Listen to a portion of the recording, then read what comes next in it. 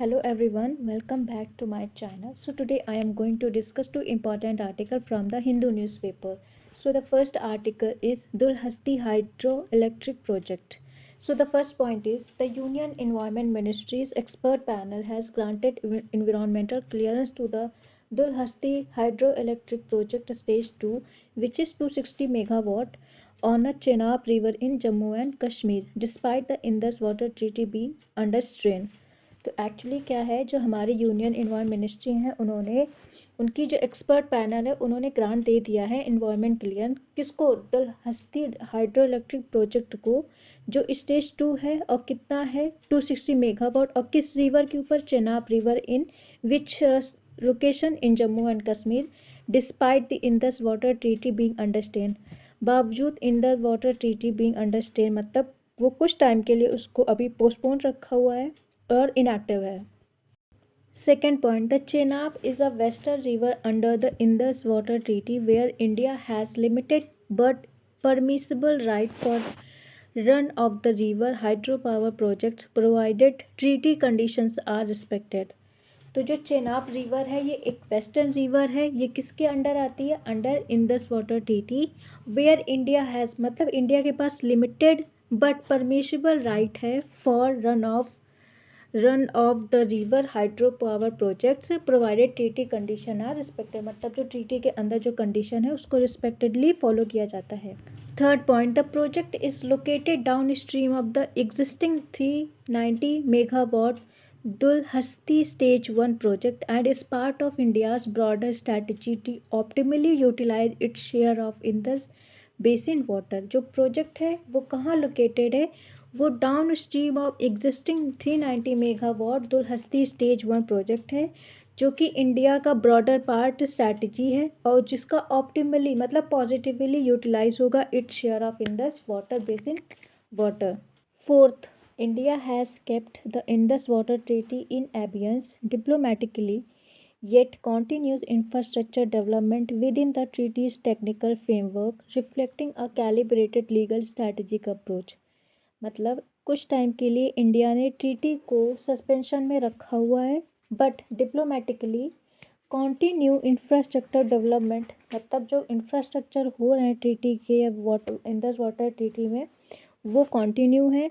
ये है ट्रीटी की technical framework within treaties technical framework and this is reflecting a calibrated legal strategic approach.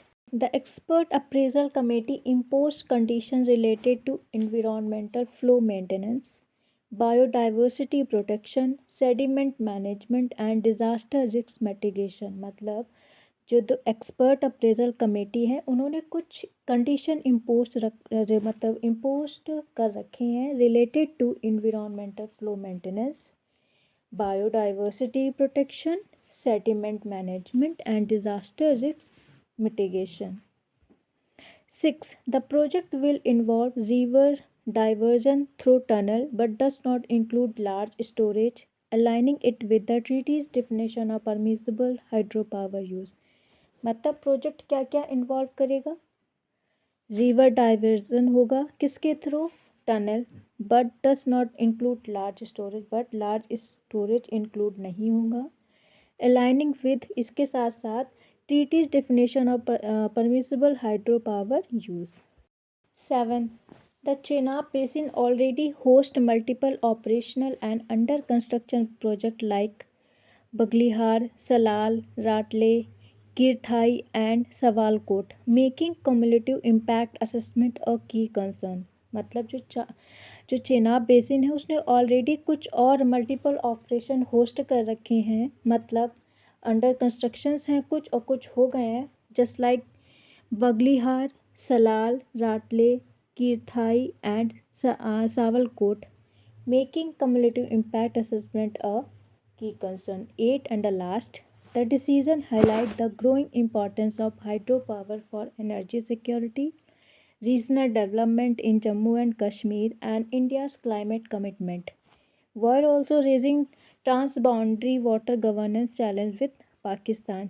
तो जो ये इंडिया गवर्नमेंट का डिसीज़न है ये क्या हाईलाइट करता है, the growing importance of hydro power for energy security, regional development in Jammu and Kashmir और India's climate commitment.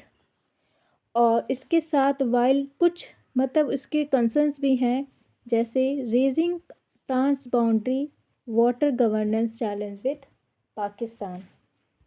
Second topic is the Unique Identification Authority of India plans to expand the number of full service Aadhaar center to 473 by September to improve accessibility and service delivery across the country. तो जो हमारा UIDAI है, means the unique identification authority of India है, उसने plan किया है क्या, expand करेंगे number of full service Aadhaar centre, कितने, 473 बाई सितंबर। इससे क्या होगा, to improve accessibility and service delivery across the country. Second point, the full service Aadhaar center provide all Aadhaar related services including new enrollment, demographic updates, biometric updates, name corrections and mobile number linking।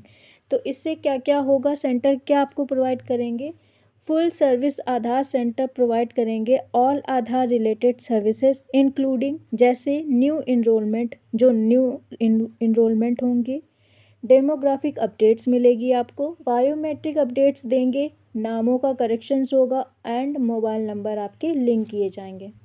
Third point, the expansion aim to address public inconvenience and regional disparities specially in areas where citizen currently travel long distances for Aadhaar services.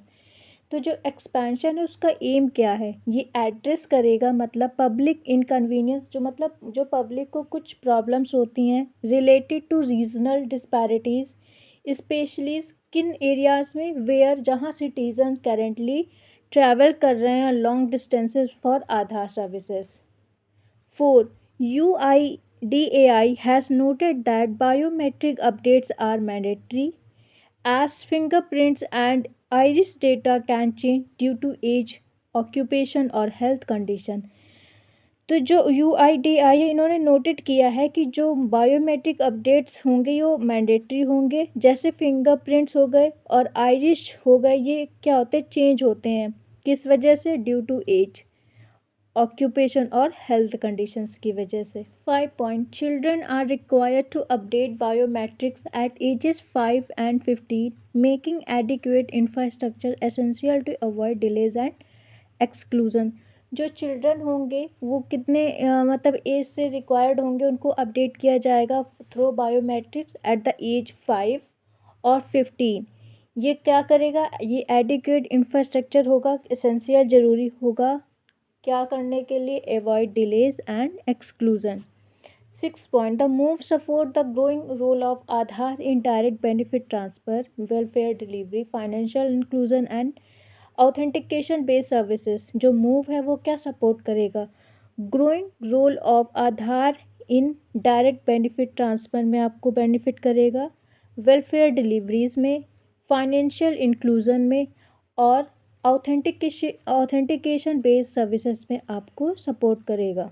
7. UIDAI emphasized that Aadhaar is not a proof of citizenship but an identity number used to establish unique identity for resident of India। UIDAI ने ये emphasize किया है, इस पे जोर दिया है कि जो आधार है ये आपका सिटीजनशिप का प्रूफ नहीं है, बट ये एक ऐसी आइडेंटिटी नंबर है जो आप यूज़ करेंगे to establish unique identity for residents of India। 8. The expansion reflects the government push toward digital governance, ease of living, and inclusive access to public services while strengthening the Aadhaar ecosystem। तो जो expansion है वो क्या reflect करेगा, government का push होगा किसके तरफ, towards digital governance, ease of living and inclusive access to public services, और इसके साथ साथ क्या होगा, strengthening the Aadhaar ecosystem. And the last topic is the Indian army update social media rules. So what changed in army social media rules?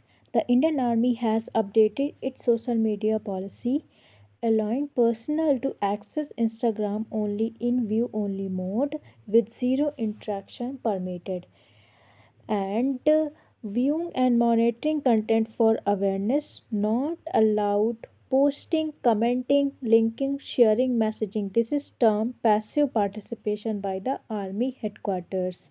So, why this decision matters? The move balances digital awareness with operational security, preventing risks like honey traps, data leaks, and misuse linked to social media engagement.